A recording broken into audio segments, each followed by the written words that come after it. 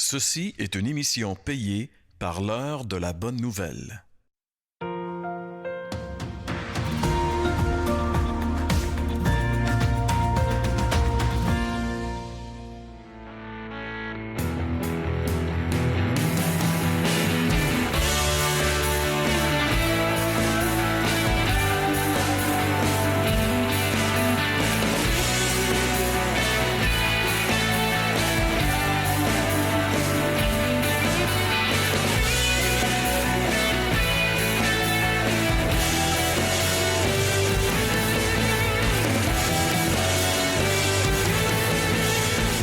Alors, bonjour et bienvenue à l'heure de la bonne nouvelle. On poursuit notre série « Je suis Jésus » et je suis avec Samuel Plante. Bonjour Samuel. Salut François. Alors, le thème de l'émission d'aujourd'hui. Aujourd'hui, on va parler d'une des prétentions de Jésus qui revient dans le dernier livre de la Bible, l'Apocalypse. « Je suis l'alpha et l'oméga ». Un peu mystérieux, mais une fois décodé, ça vaut la peine de le regarder un peu plus proche. Ah, c'est bon. Écoute, dans la vie aujourd'hui, on a tendance à vouloir vivre longtemps, puis au moins laisser notre trace. Puis tu sais, il y a des bâtiments qui portent le nom de certaines personnes, il y a des ponts qui portent le nom de personnes.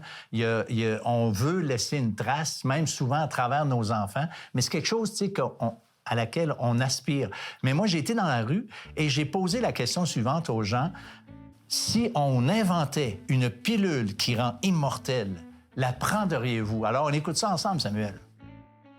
Je ne sais pas en tout. Regarde, si à un moment donné, on doit être comme pogné, on va dire écœuré, j'ai pas trouvé le mot parfait. S'il y en a d'autres qui la prendraient aussi. Parce qu'être toute seule, là, je penserais pas que j'aimerais ça.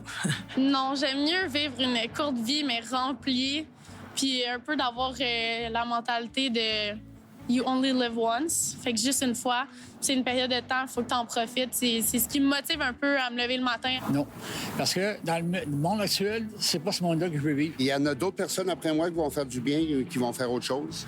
On n'a pas cette responsabilité-là de vivre 1000 ans puis de faire des choses. C'est une question de vouloir continuer à vivre. Puis je pense que n'importe qui serait pas la prendre s'il y aurait une pilule. Et de même, tout le monde s'encouragerait pour les prendre. On en manquerait. Notre Terre est tellement peuplée à 8 milliards. Là. S'il faut en rajouter d'autres, là, non. Faut être logique. Oui, je la prendrais. Ça dépendrait de si j'irais voir là. Parce que là, je vis plus vieux. Je suis plus vieux. Grâce à des pilules que j'ai pris, puis j'ai des opérations au cœur, puis ça rallonge ma santé. Je suis rendu à un âge que je pensais pas me rendre là. Hier, j'avais 20 ans, puis là, mon Dieu, ça se peut pas. Je suis rendu là. Caroline, c'est délicat parce que je suis passionnée par la nature humaine en même temps, fait que peut-être que je dirais oui pour expérimenter, mais... je suis pas capable de répondre. Samuel, je dois t'avouer que j'ai été un peu surpris des réponses parce que je pensais vendre bien plus de pilules que ça, honnêtement. Mais je comprends aussi, en écoutant l'ensemble des personnes qui ont répondu, moi, je comprends que derrière ça, il y a cette idée que le monde dans lequel on vit, c'est pas dans un monde qui est tentant de vivre éternellement. Tu sais, les guerres, les chicanes, la mort, la maladie, tu sais, il y a tellement de choses difficile dans la vie que je comprends, tu sais, en quelque part, qu'on n'ait pas envie nécessairement, dans ce contexte-là, en tout cas, de vivre éternellement. Oui, on dirait que les gens, ils disent « Je la prendrais peut-être ta pilule, mais j'aurais 2-3 petites conditions là, en bas de la page. » J'ai bien aimé la réponse de la femme qui dit on a une vie, elle est fragile, elle est courte, et c'est un peu ce qui donne sa valeur. « You only live once. » J'aime l'intensité, la recherche d'une vie pleine, d'une vie riche, mais en même temps, je me dis, cette équation fragilité-valeur, on la fait nulle part dans l'univers. Là. On tue une mouche, puis c'est fragile, mais ça n'a pas plus de valeur. On écrase une fleur par terre, puis on n'y accorde pas plus de valeur. Pourquoi nous, on devrait avoir de la valeur parce que notre vie est fragile, futile et rapide? Ouais. C'est bon.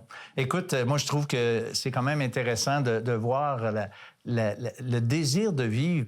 Qu'est-ce qu'on a besoin, au fond, c'est qu'on puisse vivre sans tous ces malheurs. Tu sais, on veut vivre, mais c'est vrai que les difficultés, en fait, qu'on expérimente, c'est pas quelque chose qui est positif, c'est quelque chose qui rend la vie lourde.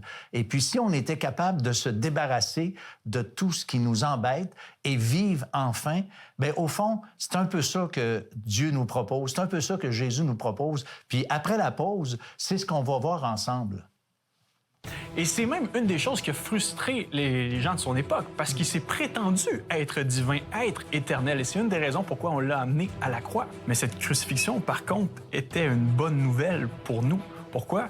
Parce que la résurrection qui allait en suivre annonçait le début d'une nouvelle ère, c'est-à-dire de l'éternité dans le présent. Mais si je te dis qu'en un claquement de doigts, toute l'humanité est purgée de son mal, d'un coup, toutes les belles choses de ce monde sont accessibles, ben là, ça devient intéressant de vivre éternellement. Vous avez des questions ou des commentaires sur ce que vous venez d'entendre? Contactez-nous par téléphone ou réagissez sur les médias sociaux.